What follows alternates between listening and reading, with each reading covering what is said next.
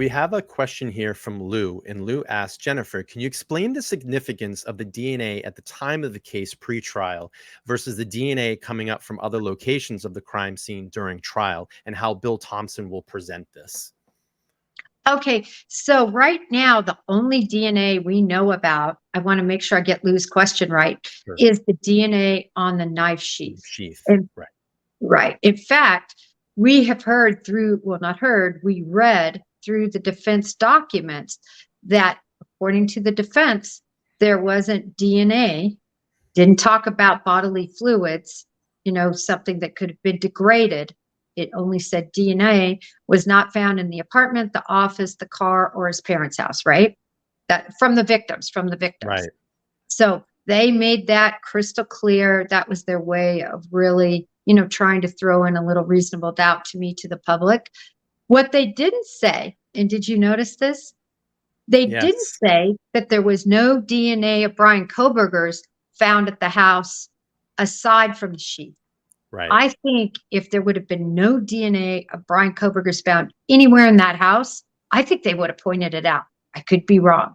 Maybe they just were remiss.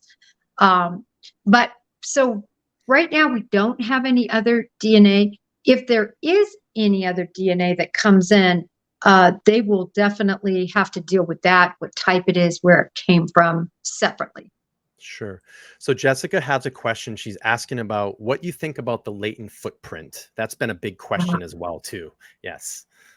Such a great question. So we all know that footprint was not visible, right? They had to do special testing with amino to pull out and to actually even see that footprint, which I also found very interesting.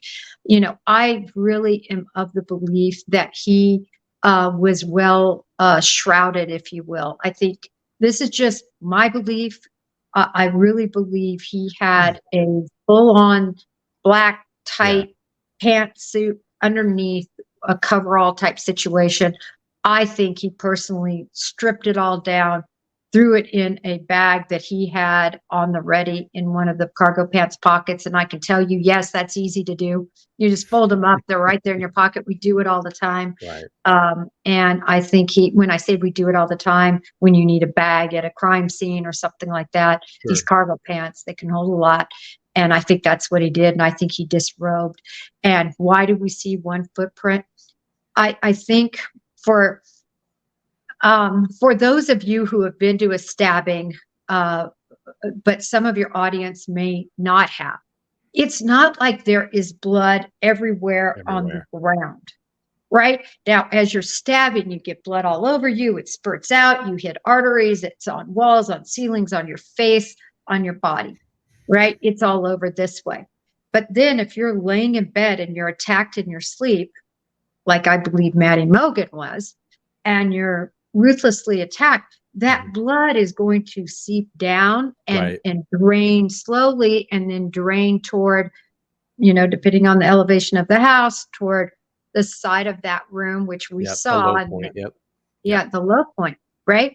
So not necessarily where your feet would be standing.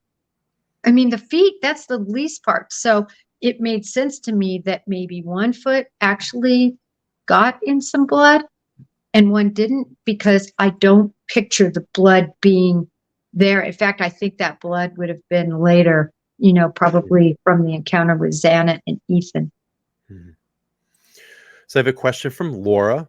She says, what is the significance of Brady Giglio to do? Is it to do with the case or a previous instant? I believe, and she's saying, I believe a previous instance. Sorry. Well, it could be both, but typically what happens, for instance, let's just talk about Giglio. And I pronounce it Giglio. I've heard other people say Giglio. I say Giglio. I pronounce it Giglio. There's Giglio. Anyway, we always called it Giglio. I don't know if we're right or wrong. There were agents that had Giglio because at some point during their career, they did something where they either lied about it or they did something that caused an issue for their credibility and they could not testify. Got it. When that happened, typically the U.S. Attorney's Office was notified. There literally is like an index of who those people are. And agents can actually go on to some become coordinators, right? They coordinate dive teams, they coordinate, the informant room. And so they don't necessarily have to be fired depending on what happened. Now, if they were under oath and lied, they're automatically fired. But I'm talking about something that would be more subtle than that. Maybe something that happened in their personal life with a spouse or something like that, right? But nevertheless, it's Giglio, and they can't ever testify again. The Bureau would never put anybody out there with any Got it. Giglio. They're on the surveillance squad. They're being a coordinator somewhere, something like that. Okay. So same in law enforcement. There are people that have Giglio, and typically when that happens, say they go on an interview, there'll be somebody that's clean or doesn't have a Giglio issue. And so they might go and help. But the person who testifies, the person who is the affiant, the person who writes the report is going to be that person with that Giglio. Okay. Brady is a little bit different. Of course, Brady can be anything of a negative nature that has to be disclosed to the defense. So the defense has full knowledge of anything that could be of negative impact to that case. And so they're a little bit different because one is more pointed actually on the agent or on the officer's behavior. If that helps. Hopefully that does. It's really great. I'm Thank just you. tearing it down to pragmatically what it means. We could talk about legalese all day long, Right. but it's more important, I think, to understand what does that mean to this case and to those agents and officers. Sure. So we have the mystery question, and this is the $1 million question. I'd love to hear your opinion on Great. this. This comes from Diana, and she says, do you think that they have the murder weapon, of course, in the Brian Koberger case? All right. You ready? Negativo. I really don't think they have it. I could be wrong. I don't think they have the knife. I don't think they have the bloody clothes. I don't think they have the booties. I don't think they have the gloves. I don't think they have and I'm going to say this right, the balaclava. Not the baklava. That's a dessert. The balaclava. Basically the mask or the cap. I don't think they have any of that. I think in that time frame that he left that house and he was gone, driving around those back roads, I think he buried it or somehow got rid of it in a waterway. He did something with it. This is just my belief. Sure. I don't think we'll ever see it again unless he someday cooperates and tells us what he did, or law enforcement gets lucky, because law enforcement does get lucky. So that's possible. I think the knife that was recovered from the house, some have I think one was a Smith & Wesson and the other one just said knife. Number one just said knife. Knife, which to me means they had a knife, no designation on it. So I don't think so is the short answer. Sorry, I gave a long answer. That's okay. We love long answers. So Angela's asking, why do you think they still haven't released the 911 call? That's been the big thing here. Another mystery in this case. They aren't going to. That is a huge piece of this case. That is going to disclose who found the bodies likely. It's going to disclose all the mania that was occurring in and around that house, who was there. So a lot of people who don't want their names out in the public, they're going to want to protect them. There is no way we're seeing that till trial. That's my opinion, unless it's leaked. Terry's got a quick question. She says, why would the defense leave themselves scrambling during the trial with cross-examination if he has an alibi? Because he doesn't have an alibi, Terry. He doesn't have an alibi. If he had an alibi, he would come forward. He would have at least the witnesses or what makes up that alibi, because that has to be presented so that the prosecution has a chance to question those witnesses, to look at the facts and circumstances that would support an alibi.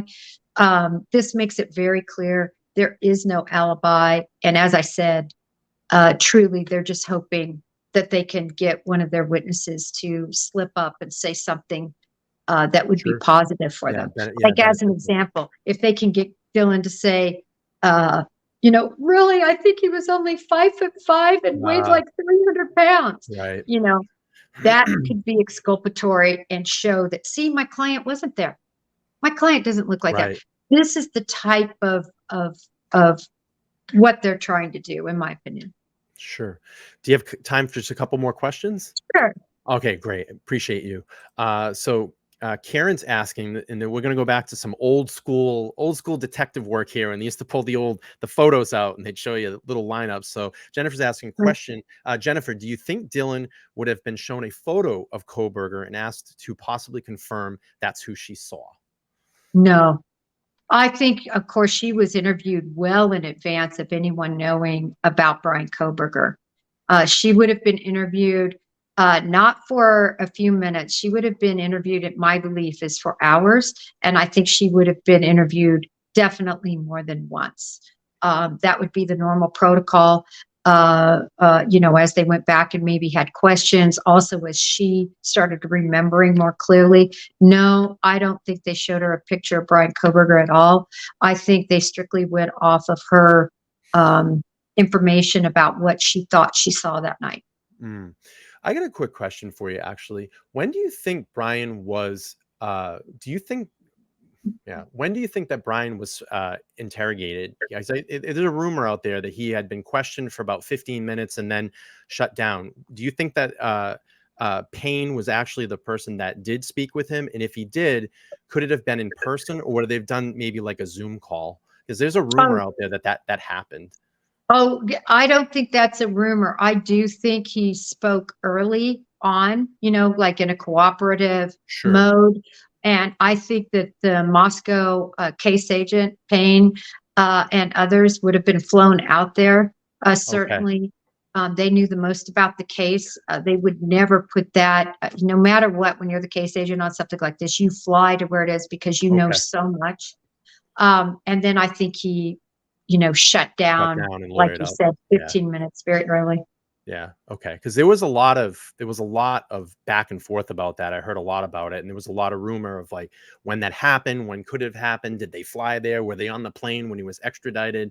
It was just a lot of questions to that. So, so I got another quick question here. Jennifer, do you think that the crime was sexually motivated at all? So when we say sexually motivated, there are different sorts of people who commit these crimes, like, say, a John Wayne Gacy, or a Jeffrey Dahmer, or a Bundy, or a Dennis Rader. Those particular killers, they reach climax because of the control that they exercise, because of the position of power, even by just doing the surveillance and just the working up to that climax. And then certainly the kill is sexual in nature, but led by power, if that makes sense. It's the power and control that leads them to climax. Yeah. This killing is not like that. This is like a Jack the Ripper. This is like an LA Ripper. This is like the Roger incel. This is truly, again, this is my opinion, a loathing. This is a hate. This is nothing that was sexually gratifying.